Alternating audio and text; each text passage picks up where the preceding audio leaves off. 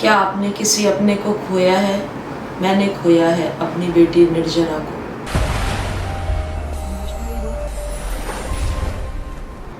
आज की सेवा मैं अपनी बेटी निर्जरा को समर्पित करती हूँ। परमेश्वर का वचन भजन संहिता 127 का 3 आयत में इस प्रकार से कहता है, बच्चे यहोवा की ओर से उपहार हैं, गर्भ का फल यहोवा की ओर से प्रतिफल है। 3 दिसंबर 2004 को परमेश्वर ने हमें एक बेटी से आशीषित किया। हमने उसका नाम निर्जरा रखा, अनपेरिशेबल। जब निर्जरा पैदा हुई तो मेरे मम्मी पापा मुझे अपने घर लेकर आ गए। वहाँ पर मेरे रिश्तेदार मेरी बेटी को देखने के लिए आते थे। वो लोग विश्वासी नहीं थे उस समय। जब वो लोग आते थे देखने के लिए तो कहते थे, अरे लड़की हो गई है, अरे लड़की पैदा हुई है। सुनकर मैं बहुत दुखी हो गई। एक दिन मैंने अपनी मम्मी को कहा, मम्मी मैं और किसी से मिलना नहीं चाहती हूँ, ना मैं किसी को अपना बच्चा दिखाना चाहती। उसी रात परमेश्वर ने मुझे दर्शन दिया। मैंने दर्शन में देखा मैं एक नदी के पास में छोटी सी दीवार पर बैठी हुई हूँ और प्रभु यीशु मसीह नदी से निकल कर आते हैं और मेरे हाथ में एक बिना तराशा हुआ हरे रंग का हीरा देते हैं। प्रभु यीशु मसीह मुझे कहते हैं कि जो बेटी मैंने तुझे दी है वो हीरा है और मैं उसे सही समय पर तराशूंगा। सच में परमेश्वर ने मेरी बेटी को तराशा। बचपन से ही उसने परमेश्वर की सेवा टहल की। पियानो बजाना उसने सीखा। गीतों के द्वारा, भजन के द्वारा परमेश्वर की वो आराधना करती थी। और अभी इसी लॉकडाउन के समय में भजन गाती थी, रिकॉर्ड करती थी और चर्च के ग्रुप पर भेजती थी। अभी कुछ समय पहले उसने जूम पर एक चर्च शुरू किया था बच्चों के लिए, ताकि बच्चों के बीच में वो सेवा कर सके। मैं परमेश्वर का धन्यवाद देती हूँ। एक दिन की घटना मुझे याद आ रही है। वो गाना रिकॉर्ड कर रही थी, पियानो बजाकर गीत गा रही थी ताकि वो चर्च ग्रुप पर भेज सके और वो रोने लगी। उस समय मैं वॉशरूम में थी। उसके पापा उससे पूछ रहे थे, बेटा क्या हुआ, आप क्यों रो रहे हो? एरन ने आपको छेड़ा है क्या? वो रोई जा रही थी। जब मैं वॉशरूम से बाहर आई मैंने उससे पूछा, नीर क्या हुआ है? तो उसने मुझे कहा कि मम्मी मैं पियानो बजा रही थी और मैं गीत गा रही थी। मुझे लगा कि एरन मेरे साइड में खड़ा हुआ है और मैंने जब देखा कि बहुत देर हो गई है ये खड़ा है, जा ही नहीं रहा है, तो मैंने गर्दन मोड़ कर जब देखा कि एरन क्यों नहीं जा रहा है, वो एरन नहीं था। वहाँ पर प्रभु यीशु मसीह खड़े हुए थे। उन्होंने मेरे कंधे पर हाथ रखा और अदृश्य हो गए। जून के फर्स्ट वीक में उसको सर में दर्द होने लगा और 4-5 दिन उसको लगातार सर में दर्द हुआ। जब उसका सर दर्द नहीं रुका तो मैं उसे एक हॉस्पिटल लेकर गई। हॉस्पिटल में उसका चेकअप हुआ तो पता चला कि निर्जरा को एक रेयर डिजीज़ हुई है। फिर भी मैंने परमेश्वर के ऊपर विश्वास किया कि परमेश्वर चंगाई देगा। 2 साल पहले सुबह परमेश्वर ने मुझे दर्शन दिया। मैं बेड पर लेटी हुई थी। मुझे दर्शन में दिखाई दे रहा था कि मैं क्रिसमस सेलिब्रेट करके वापस अपने घर लौट रही हूँ। मुझे अपनी मम्मी का घर दिखाई दे रहा है। रास्ते में आते टाइम मैंने महसूस किया मेरे दांत का एक टुकड़ा टूट गया है।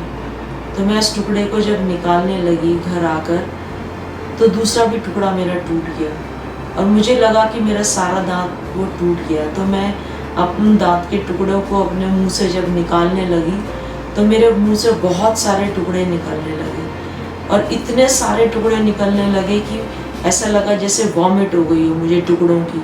और वो सारे टुकड़े मेरी झोली में आकर गिर गए और मैं अपनी मम्मी को कह रही, मम्मी देखो मेरे मुंह से कितने सारा ये टुकड़े निकले हैं। जब मैंने अपनी झोली के अंदर देखा प्रियो तो वो दांत के टुकड़े नहीं थे टूटे हुए, वो हीरे थे। मेरा दांत टूट गया। मेरी कलीसिया, मेरे लोग, जितने लोगों को मैं जानती थी, सब लोग परमेश्वर से लौ लगाकर प्रार्थना कर रहे थे। परमेश्वर ने हम सब लोगों की प्रार्थनाओं का उत्तर दिया और निर्जरा को अपने पवित्र स्थान में हमेशा के लिए बुला लिया। परमेश्वर ने दिया था और परमेश्वर ने ही ले लिया। परमेश्वर का नाम धन्य। मेरी दशा ठीक नहीं थी मेरे प्रियो। मेरी दशा इस प्रकार से हो गई थी जैसे बाइबल कहती है, रामा में करुणानाथ सुनाई देता है। राहेल अपने बच्चों के लिए रो रही है क्योंकि वे नहीं रहे और वो सांत्वना नहीं चाहती है। मैंने परमेश्वर की ओर देखा मेरे प्रियो। मुझे पता था कि परमेश्वर ही केवल मुझे सांत्वना दे सकता है। दूसरे दिन मुझे एक कॉल आया, एक लेडी ने मुझे कॉल किया। उन्होंने कहा कि हम आपसे 11 बजे मिलने आना चाहते हैं। मैंने कहा कि आप प्रेयर मीटिंग में आना। उन्होंने कहा नहीं, मैं कल ही आऊँगी आपसे मिलने के लिए। मुझे नहीं पता वो लोग कौन थे। जब वो लोग मेरे घर मेरे बिना एड्रेस बताए हुए पहुँच गए, वो कैसे दिखते थे मैं आपको बताना चाहूँगी। दोनों योद्धा की तरह दिखती थी वो औरतें।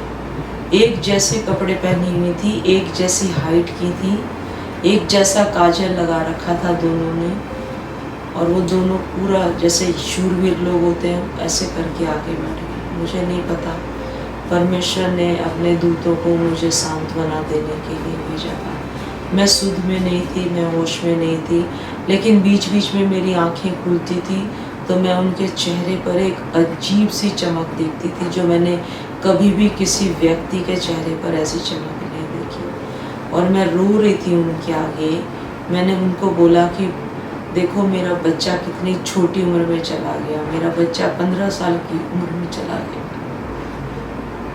उन्होंने कहा मुझसे,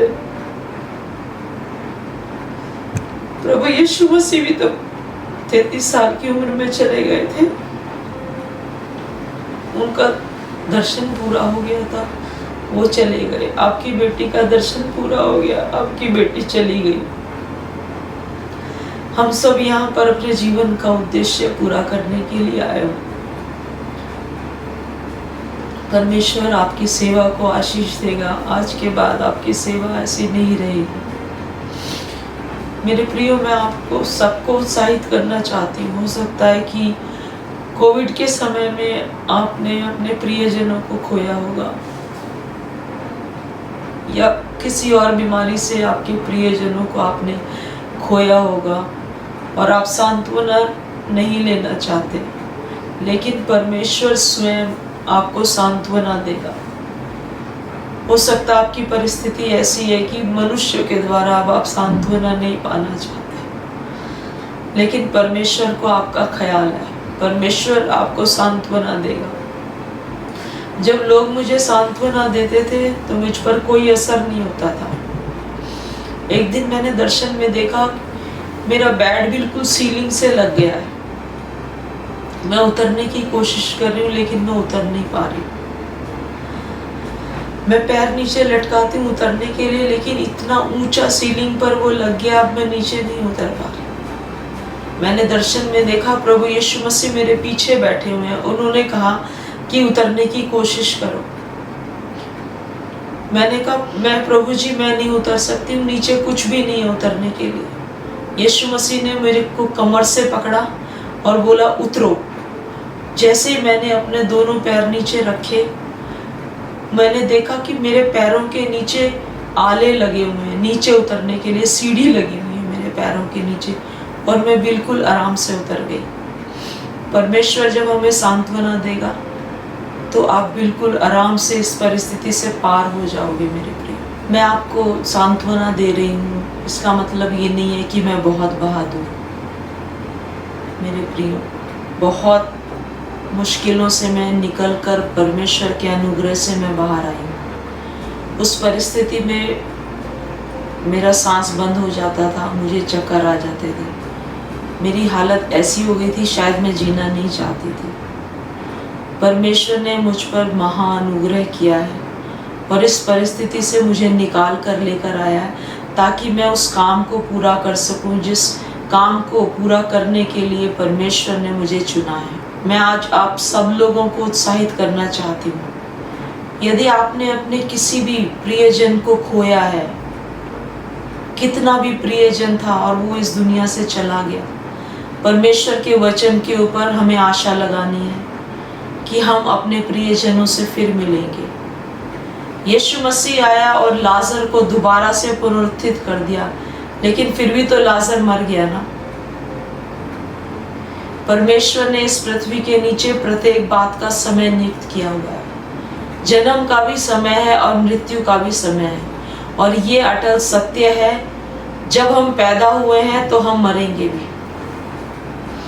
मैं आप सब लोगों को उत्साहित करना चाहती हूँ, अगर आप अभी भी पीड़ा में हैं, अपनों के खोने के दुख में हैं, आप उभर नहीं पा रहे हैं, परमेश्वर के ऊपर आशा लगाइए, परमेश्वर पर विश्वास कीजिए, प्रार्थना कीजिए। मुझे पता मन नहीं करता ऐसे में बाइबल पढ़ने के लिए, प्रार्थना करने के लिए, लेकिन आप उस दर्शन को लेकर आगे बढ़ रहे हैं। आप अपने परिवार की तरफ देखिए। मेरी आप सब लोगों के लिए प्रार्थना है कि अब शांति का प्रभु स्वयं अपने आप हर समय और हर परिस्थिति में आप सबको शांति दे। प्रभु आप सबके साथ रहे।